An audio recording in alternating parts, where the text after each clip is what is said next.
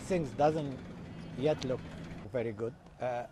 I'll tell you three things. One is that the Egyptian people have revolted, if you like, against 58 years of repression, 38 years of a dictatorship under Mubarak, where a regime has failed to deliver, economically, socially, it's a socially fragmented society, it's a politically repressed, it's economically stagnant, and it's when you see this is the first demonstration, ever within that number, at least I don't know the number, at least it's over 1 million people everywhere.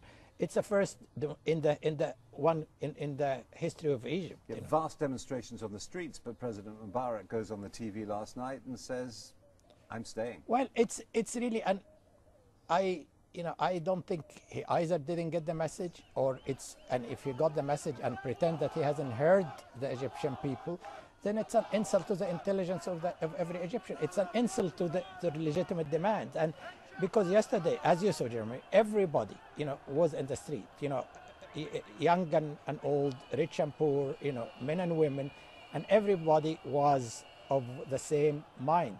Mubarak needs to go. A regime has failed and we need a change. But he's there and he says he's going to stay. Do you think he will succeed, or does he have a Tunisian fate, a Tunisian destiny? I don't think he can succeed. What I hear today, that people will go back to the streets. They will go back even in larger number probably in the next few days. Now the police, who has been, using violence against them, and it is not true at all what Mubarak said, that the people who are, are doing looting and violence. I mean, I was there by myself, walking in the most peaceful demonstration with many of the older people and young people.